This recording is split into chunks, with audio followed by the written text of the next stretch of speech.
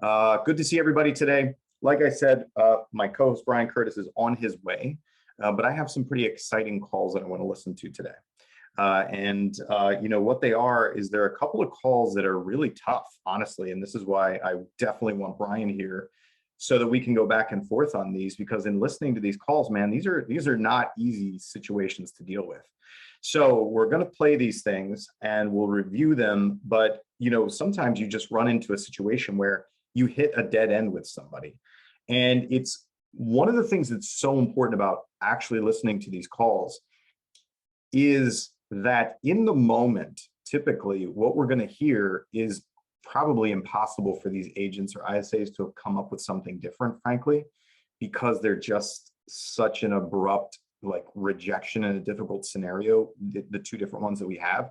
So being able to listen to these in retrospect gives the agent and even myself as a coach and trainer some ability to come up with what the hell else can we do here, right?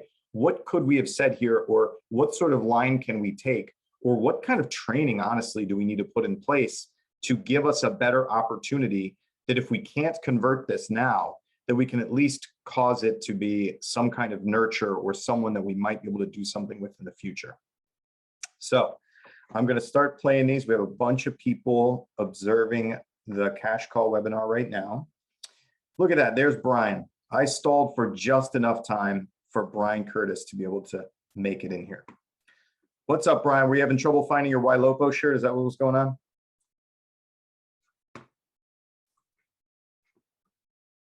Uh-oh, Brian's getting connected to sound. So here's what I'm going to do. I'm going to go ahead and play this call. Hopefully Brian's going to be able to hear it. Can you hear me, Brian? There we go. I hear you. Oh, there you go. I couldn't see or hear you. Oh, how are you? I'm doing good. So we are live. I was hyping up the crowd as to what we're going to do today. What I said is that I have a couple of really tough calls. Ones where I'm like, man, what do we tell people to do here in this situation, right? These are some tough nuts to crack here. And what I told people is we can't always fix everything, but at least having these recordings in retrospect as a trainer or even as an agent or ISA listening to it, you can come up with some more strategies here to, if not convert them on the fly, at least turn them into a nurture or someone that you can get some kind of follow-up with, right? Yeah, and I think that's an important concept, because I think all too often we look at a call as a failure if we don't get a listing appointment, if we don't get a showing appointment, if we don't get some, but it's not. I mean, at the end of the day, you nurture somebody for 4, 5, 6 months, they're not going to no-show you. They're going to, they're going to be loyal. So, it's a big part of it. Understanding an outcome, I believe that an appointment is an important outcome, but that appointment there's different levels of that. And just getting somebody to, my broker guy who helps me run my brokerage, he says this, Brian, I'm just trying to have good real estate conversations. And if you just have good real estate conversations every day, you're winning. Yeah, absolutely. Okay, so let me play these over here. We'll start with this one.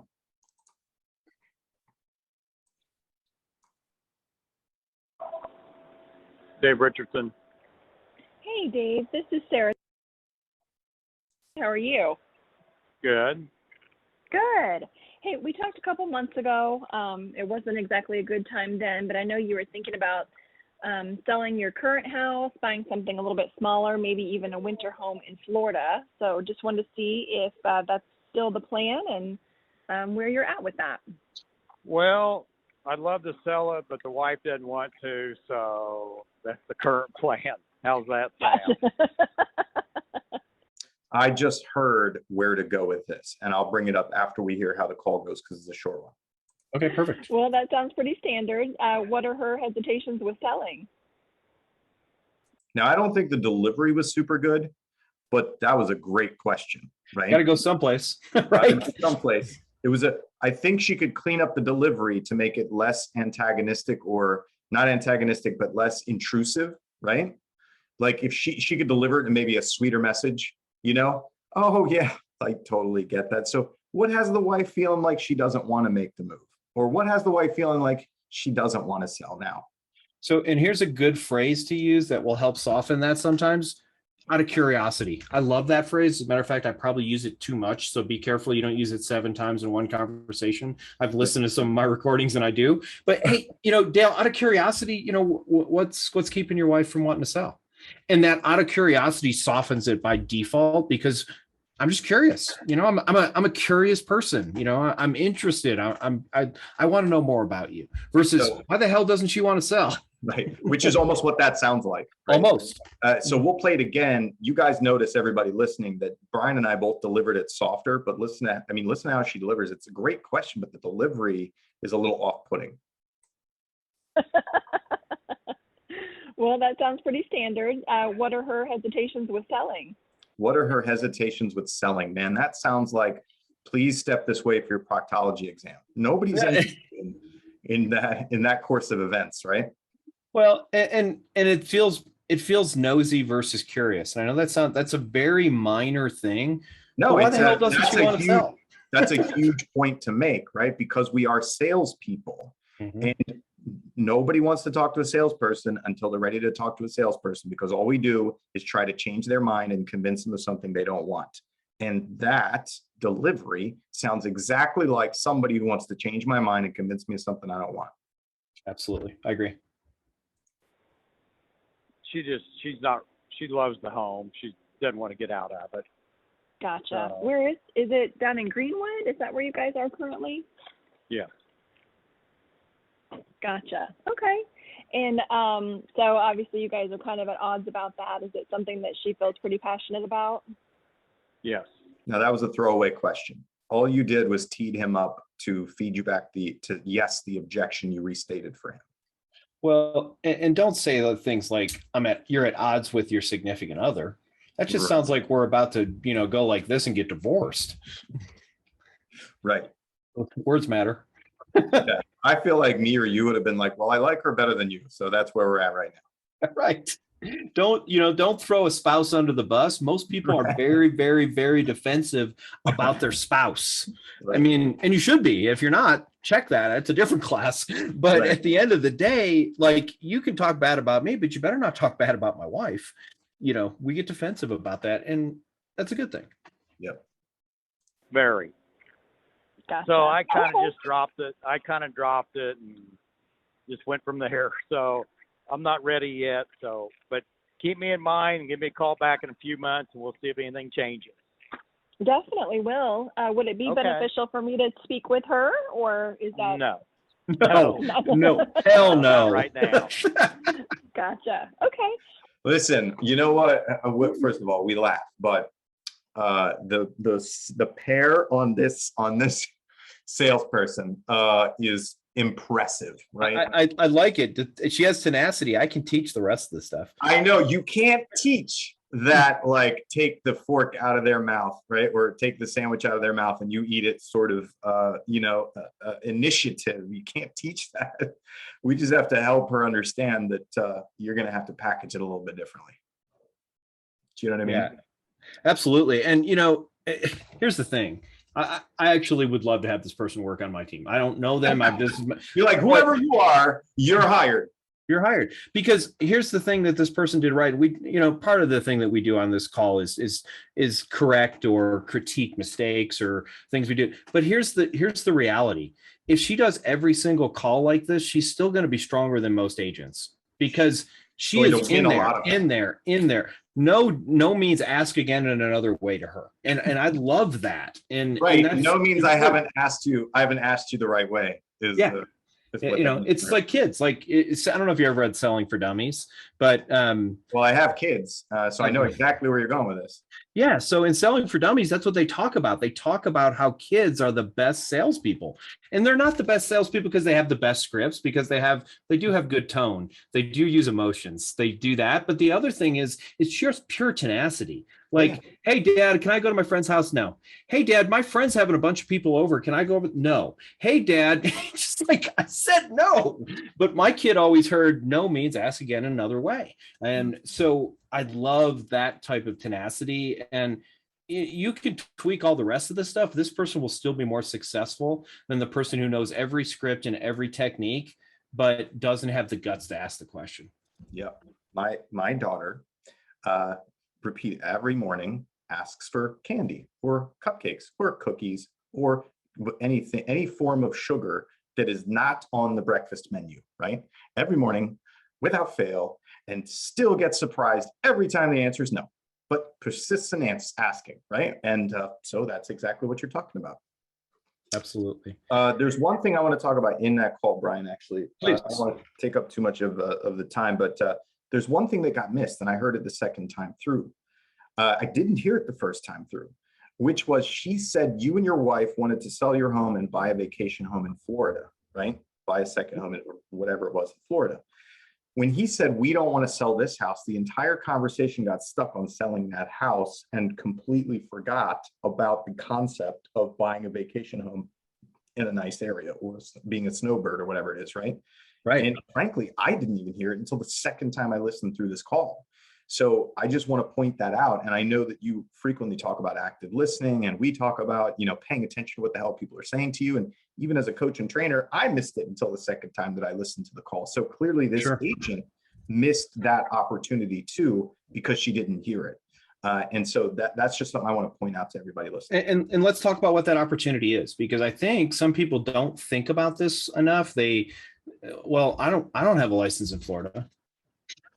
So to me, the opportunity is twofold. First of all, maybe, because this guy might be a multi-millionaire. I don't know this guy. You don't know this guy.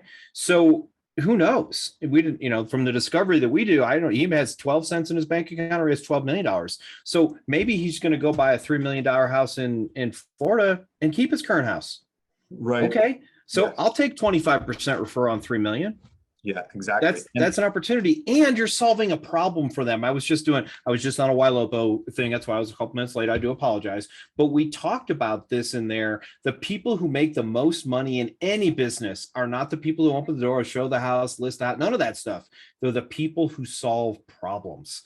Yeah. And if I can solve this person's problem of, hey, let's get you a house in Florida now, maybe his wife goes, screw it, I like Florida better, So be a problem solver. It pays really well. What I hear the motivation is buying a vacation home or buying a second home or moving to a warm place. The motivation isn't selling the house, right? Mm-hmm. For him, it sounds like selling the house was just a function of that process. Wife isn't motivated to sell the house, but wife could be motivated to buy a place in a nice area, right? So that's kind of the lost opportunity, is the way that I would state that.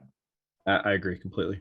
Brian, why don't we have you? Do you have something you want to listen to? Why don't we do this, because I screwed up, and why don't we play your second call? So I made a mistake. I miscalculated. Just to let everybody know, I'm going to be on the YLOPO Virtual Summit right after this. So I'm going to have to end Cash Call 5 minutes early, not 10, 5 minutes early to get onto that. If you guys want to register for the YLOPO Virtual Summit to check out me, if you don't get enough of me in your life, or if you want to see other trainers, coaches, speakers, national influencers, go to the YLOPO Facebook group if you're not a member there, or you can go to our Smart Inside Sales Facebook group. And there's a registration link there where you guys can register and check that out. And it's been fabulous so far, even if you're not a YLOPO user. So we just did a great session, and similar to we talked with some great people on there. So, if you have time this afternoon, A, because Dale will be there, but B, because there'll be a lot of other great people there too. It's worth your time for sure. Excellent. All right. So let's listen to this one. And this one's a doozy. Again, I'm like, what would we do here? Hola. Hola. Hi, Mr. with Colleen. Hi. Yes. May I help you? Hi, is this Colleen? Yes. Hey, Colleen. This date. How are you? Oh, I'm really busy. Thanks. I didn't recognize your number. That's why I say. But are you calling about wanting to see the house? Well, I saw that you. It looks like you looked at a house on Bentgrass, and you did a home search here in Indianapolis. So yeah, I was just calling to see if you're in the market for a new home and how I can help you. Oh yes, but I have someone I want to work with. Thank you. Oh sure. All right, now bunch of missed things there, right? Which is the woman said, "Are you calling to see the house?" Right? Agent misses it, moves forward with, "You registered on our website. are you buying a house? Essentially, right? So that was a miss there. The huge tell, and you better hurry up, is at, oh, I'm very busy. I didn't recognize your number, right? As soon as you reveal that you're a salesperson for a real estate company, you are really on borrowed time at that point. This is only a 43-second call. And part of it was taken up with how long the agent takes to introduce who she is and say what she wants. Well, and if everybody who's listening, hola was how the person answered the phone. I might come back with hola, depends on how, you are with that. But hey, Colleen, this is Brian with Curtis Realty Group. I'm reaching out today because I saw you made an inquiry. I'm just calling to see if you want to go take a look at the house 123 Main Street. Whatever your script is, here's what you don't want to do. Is this Colleen? Huh? Is this Colleen? Colleen. Here's the thing. If I were to call Dale and I said, hey, Brian, this is Brian, and he's going to go, I'm not Brian. I'm Dale. Oh, so sorry. It looks like I had the wrong information in my CRM, but you made an inquiry about a property. I'm still assuming I'm talking to the right person. Yes. Who cares? If you talk to the wrong person for 20 seconds, your life is going to be just fine. Yeah. And they're going to laugh at you and it'll be fine. Yeah. I like to say that the wrong person will never allow you to talk to them about sales. If they are the wrong person, they are not going to let you have a conversation with them about sales. I promise. I do it all the time. It happens. I mean, I get phone calls every single day. I'm sure everybody who's watching does. I'm sorry that doesn't apply to me. I appreciate your time. I got to go. Yeah. Hang up the phone. I'm not rude. I'm not a jerk about it. But at the end of the day, stop asking people's names. That drives me nuts. I don't know why. It just really drives me nuts because I think it drives. I actually know why. Because the second I say, is this Brian? Is this Dale? Or do it worse, is this Mr. Curtis? Well, that's a guaranteed way to say that I'm not going to buy anything from you. My radar goes up because most people are walking around in a trance, right? The last thing you want to do is snap them out of that trance and give them a reason to hang up the phone. So just, hey, Dale, it's Brian, just reaching out today, whatever your script is, but don't ask him if it's Dale. Don't ask him if it's Bob. That's a great way to screw up a phone call. Yeah. Brian, let's talk about this. So right at the end of the call, the woman says, oh, I have an agent I want to work with. Thanks. Right. So what can we do there? You know what I mean? Like they're pushing us off the phone. They say they have somebody to work with. I was thinking about this and, in my experience, like I've tried like stopping them. I've tried like throwing a value pitch in there. I've tried, various different things. I'm kind of feeling like this. You tell me what you think. So the thing she's saying to us is, I don't want to buy your services, right? Mm-hmm. I don't want to use you as an agent. So what if if she says, oh, I have an agent I'm using, thanks, bye. If I said, I'm not trying to get you to use me as an agent, or I'm not trying to work with you, or something fast like that might be sort of a pattern interrupt. What do you think about that? I think it's good. I think it's something because here's the reality. So when we're at this stage where you can almost, for those of you who are old and like me can see the phone hitting the receiver, I'm dating myself, but if you're in that mode, throw a Hail Mary.